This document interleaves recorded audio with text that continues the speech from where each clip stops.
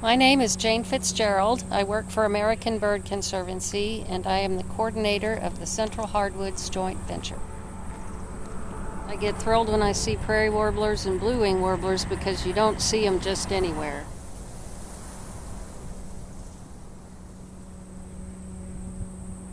Yellow and blackish wings, little red streaks on the nape, a neat little facial pattern. They kind of go zeet, zeet, zeet, zeet, zeet, zeet, zeet, zeet.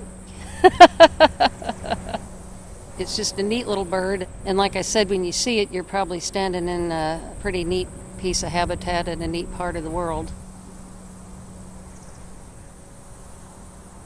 So a glade is a shallow bedrock community, and there's rocky outcrops on the ground, and there's grasses and wildflowers that come up in the shallow soils between the rocks, and scattered, sometimes stunted and gnarled trees, but the canopies are open grown, and usually the glades are embedded in what we call dry woodlands.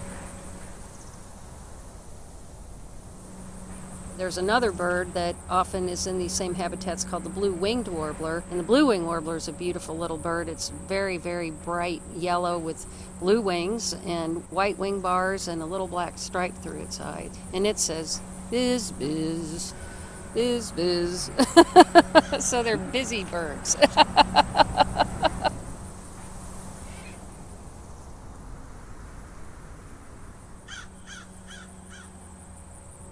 So it's really gratifying to see how much work our land managing agencies are doing to restore glade and woodland and pine woodland complexes. And there's a lot of people that are interested in those habitats, not for prairie warblers, but for the native grasses and all the various wildflowers. And it's a good conservation community to be a part of.